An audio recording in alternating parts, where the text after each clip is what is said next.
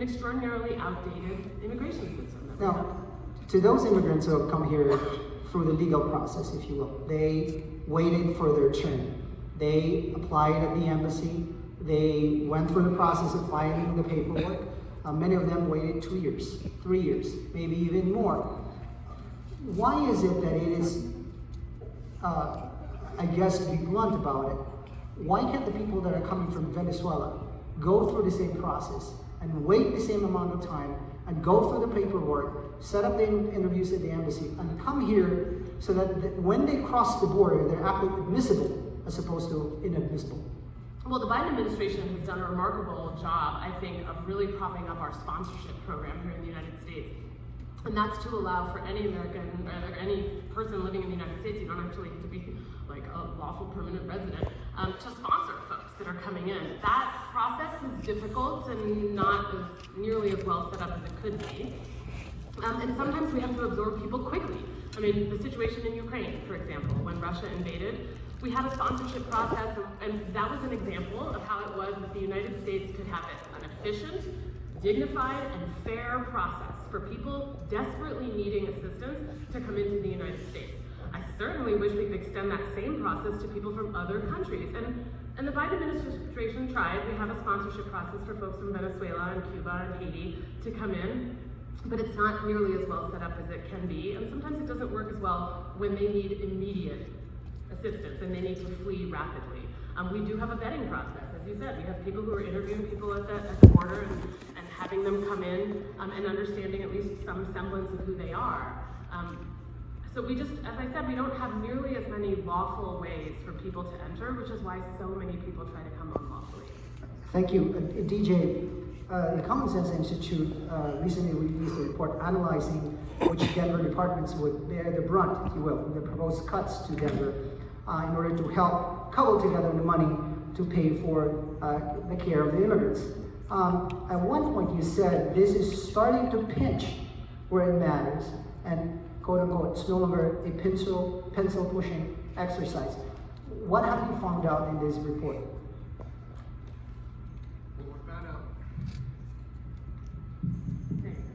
What we found in this report was that... Can you grab Commissioner Layton's? What we found in that report was of the proposed about 45 million in cuts that were being sought, about 17 million were coming from just 4 departments. And this was not any fancy math or anything like that. The deepest cuts were coming from the Denver Police Department, Denver Fire Department, from the Denver Sheriff's Office, and just from public safety in general, for about 17 million total. I'm sorry, say that again? For about 17 million total from public safety department's budgets. I want to bring in Paul, Adam. My apologies, Adam. You said that those cuts are really not going to affect, I can't remember how you phrased it, but the public-facing services are not going to be affected. But of course, DMV has been affected.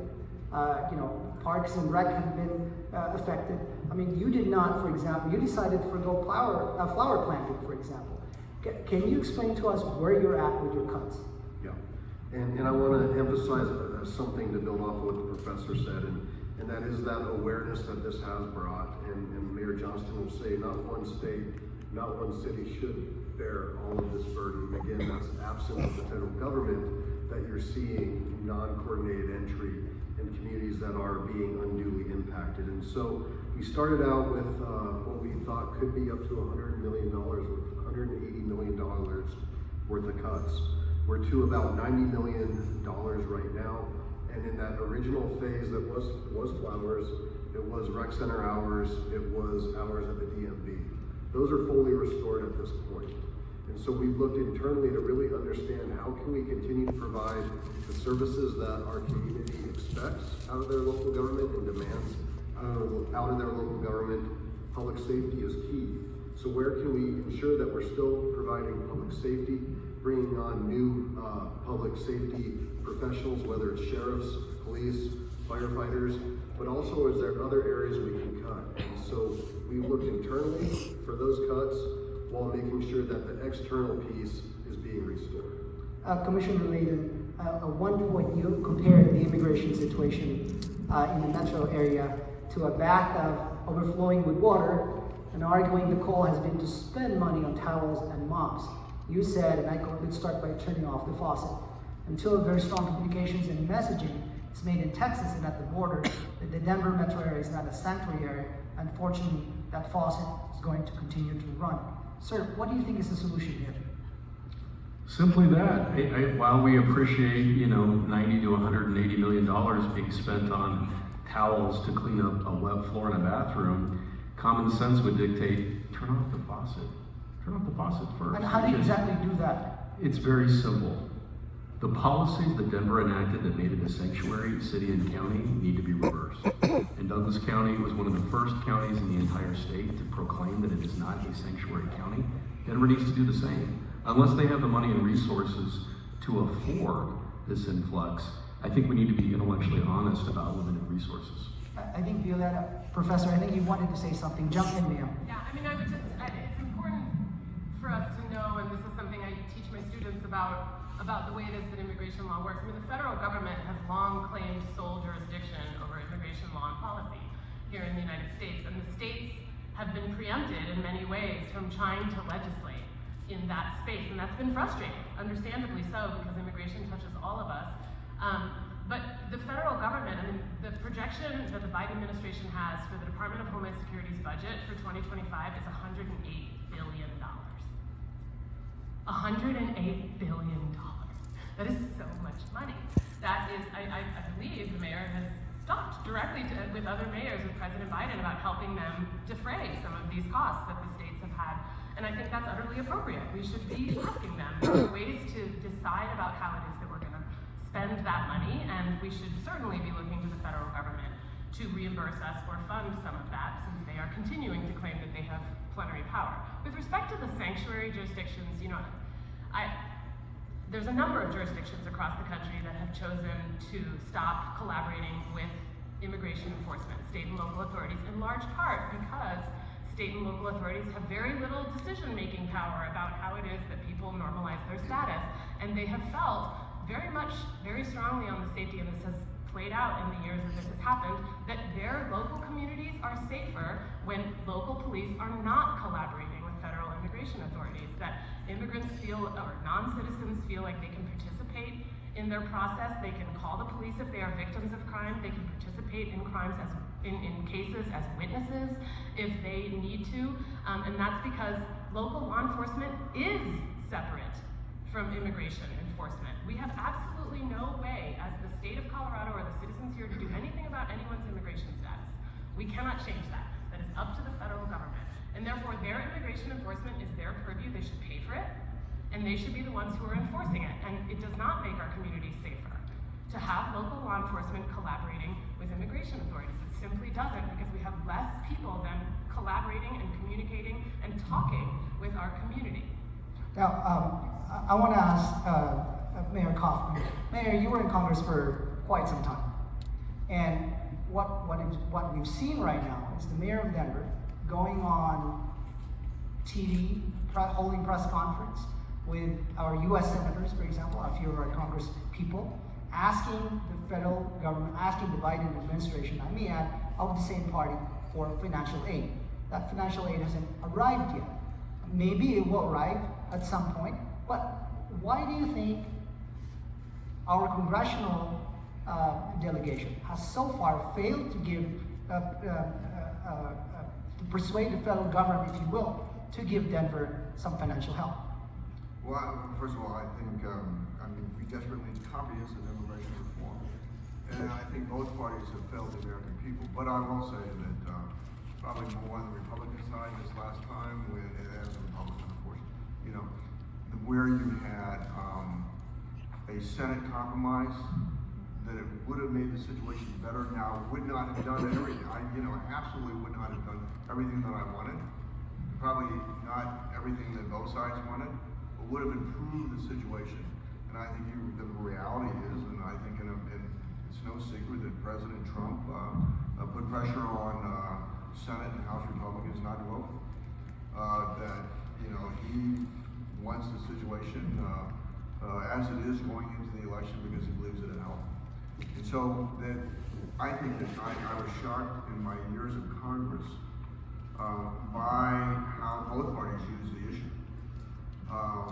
You know, when I started in Congress in 2009, my first year, Democrats had super majorities in the House and the Senate and never moved an immigration bill where they easily could have.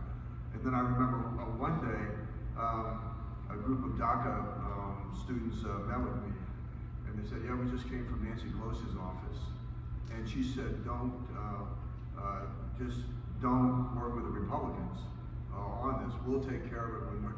Of course, nobody ever does, and so it's a great tragedy. But we have such a broken immigration system in so many ways. It's easier to come into the country illegally. I mean, physically it's kind of hard, but walking to death, but it's hard to come into the country legally.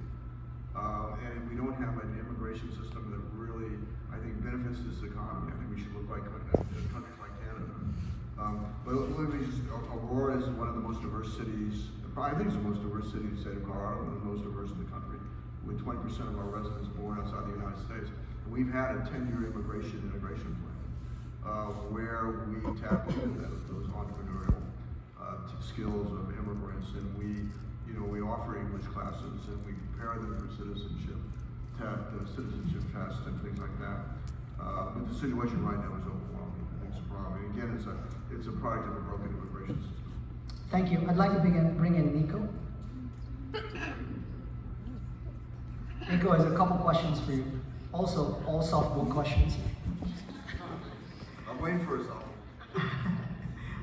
Thanks so much for those of you that I called and pestered on this issue for taking my call. And I've really enjoyed hearing some of the back and forth this evening, knowing that I don't have to write a story on this, so appreciate that.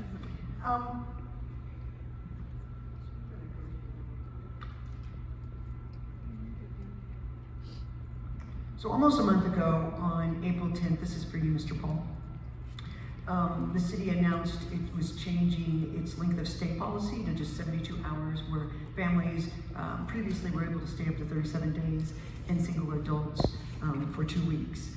And when this took place, we had about 800 immigrants being sheltered. As of 11 a.m. this morning, we had nearly 600 immigrants being sheltered, although only 300 additional have come since April 10th. And so my question is how is this new policy working to reduce the number and cost of sheltering new arrivals, given most of the reduction from the 5,000 happened prior to changing the 72-hour policy? Yeah, thank you for that. And again, I think over these last few months, we've really been trying to learn how best to support our newcomers as well as balance the needs of our residents in the city and county of Denver.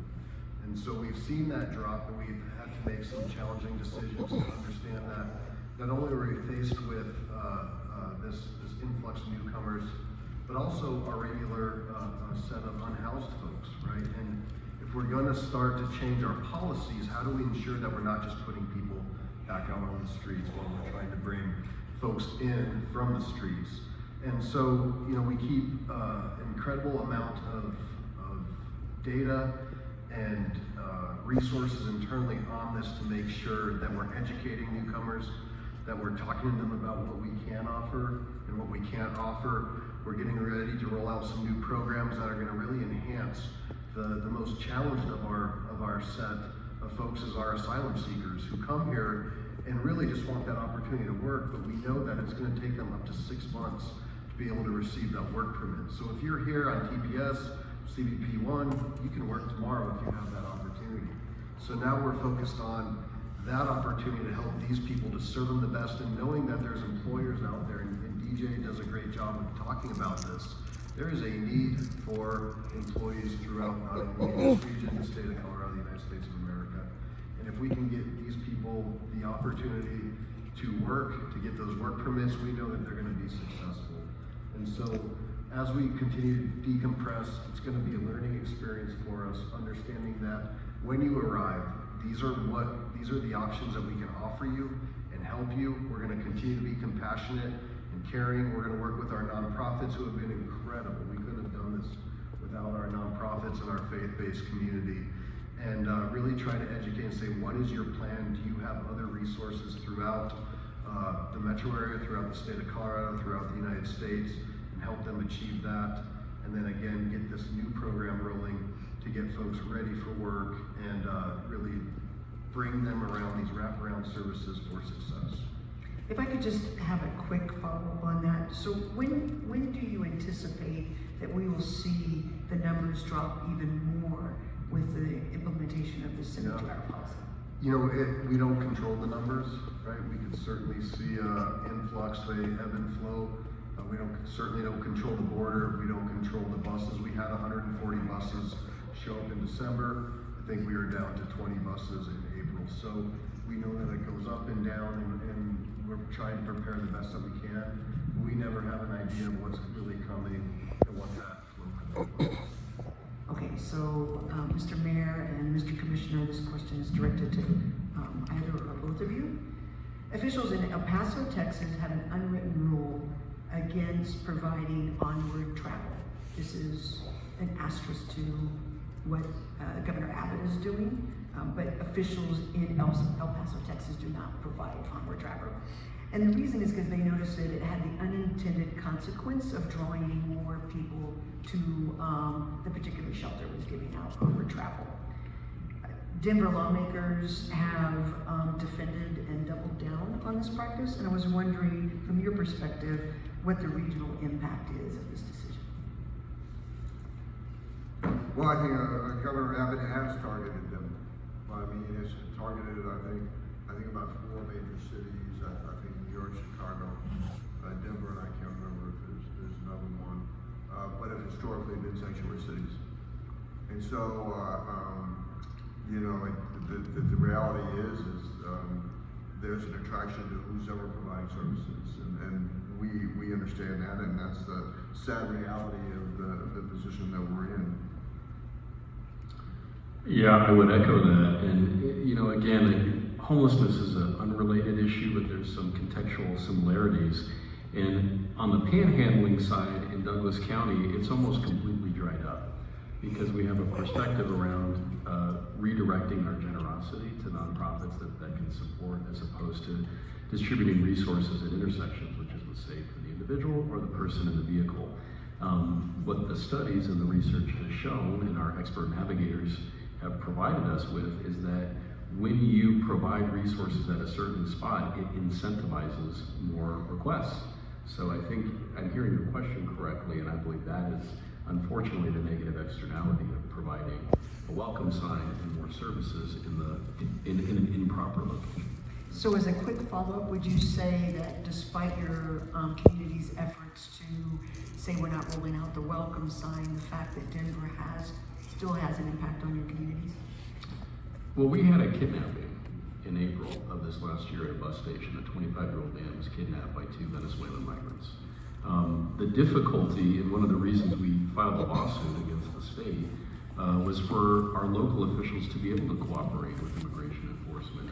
With all due respect to the professor, I respect that opinion, but our sheriff's office, and our sheriff specifically, who's been in law enforcement for 30 years, has patently said, we need to have the ability to work with our federal counterparts, just to be able to have a sense of who's out there. Right now, we can't count or assess or get information because that coordination is prohibited. So my final question, oh, go ahead, I'm sorry. Yeah, I just want to say that we do not enforce immigration law. As our police department does not enforce immigration law because of the fact that we want cooperation from those communities, and that's just the reality of it. Now, what we were denied by the state that we would like to continue doing is to share. We have a 72-hour